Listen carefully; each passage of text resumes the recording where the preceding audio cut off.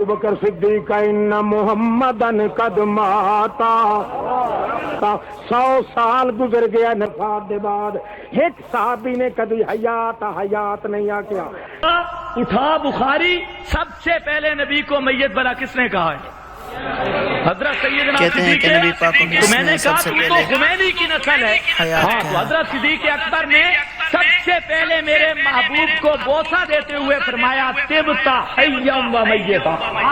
طبت حیا و میتا بخاری شریف جلد نمبر 1 صفحہ نمبر 517 حضرت صدیق اکبر رضی اللہ تعالی عنہ کا یہ خطبہ موجود ہے ذرا خطبہ صدیق اکبر کو پورا پڑھ اور اکابر سے اس کی شرح سمجھ خطبے کو پورا پڑھ اکابر سے اس کی شرح سمجھ خطبہ بھی ادھورا مفتی عبدالواحد قریشی کی آئی بات مفتی عبدالواحد قریشی صاحب زندہ باد ہیں حضور کے چہرے کی زیارت کی اور حضور پاک سے خطاب کیا صدیق اکبر فرماتے ہیں بی ابی انت و امی طبت حیا و میتا اے نبی آپ نے اچھی وفات پائی اچھی زندگی پائی سب سے بہترین جواب تو اگر نبی سنتے ہی تھے صدیق مولانا منظور منگل صاحب دے گا سنتے رہنے لازم مجھے ایک بندہ کہنے لگا یا جبال اولی پہاڑ اعدام معدومون اموات کا معنی معدوم ختم ہو گئے سمجھے نہیں ختم نہیں ہو گئے بل ہم احیاؤن بلکہ وہ موجود ہے وہ زندہ ہے ولکن لا تشعرون حیاتہم لیکن ان کی زندگی کا تمہیں کوئی پتہ نہیں ہے وہ زندہ ہے لیکن ان کی زندگی کا کوئی پتہ نہیں اتنی نرمی سے سمجھاتا ہے سب کو سمجھ آ جاتی ہے لیکن وہ میرے طرح دال خور نہیں ان کی زندگی کا آپ کو پتہ نہیں مزے لے رہے ہیں بالکل سعودیہ زبردست والے زندہ ہے لیکن جو چیز آپ سے غائب ہے اس کا کوئی آپ کو پتہ نہیں ہے کہ ان کی زندگی کا مسئلہ الگ ہے کسی کو بھی پتہ نہیں ہے صرف آپ کو نہیں اب مسئلہ سمجھو مولانا شہداء عبارت النص سے بالکل شہداء زندہ ہے شہداء تو زندہ تو ہے قرآن نے بھی اس میں کہا کوئی مسئلہ نہیں عبارت النص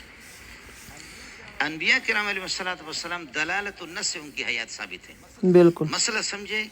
اور 2 باتیں ہوں گے 3 باتیں ہوں گی انشاءاللہ آپ کو یہ کتابوں میں ملیں گی بھی نہیں مزہ آئے گا آپ کو پہلی بات سمجھے حضرت اقدس علی استسقاء کی پہلی کتاب یہ ہے مالا یرا لا یقیم جو چیز دیکھنے میں نہیں آتی اس کی کیفیت کا کسی کو کوئی پتہ نہیں ہوتا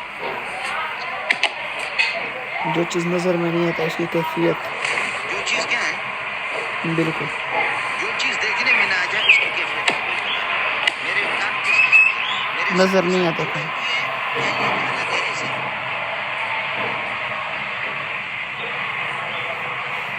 اچھی بات کی ہے مولانا صاحب نے صحیح بات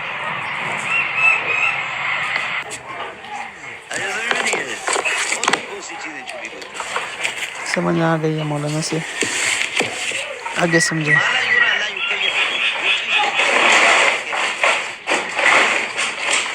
چاہے وہ شہداء ہوں یا انبیاء ہوں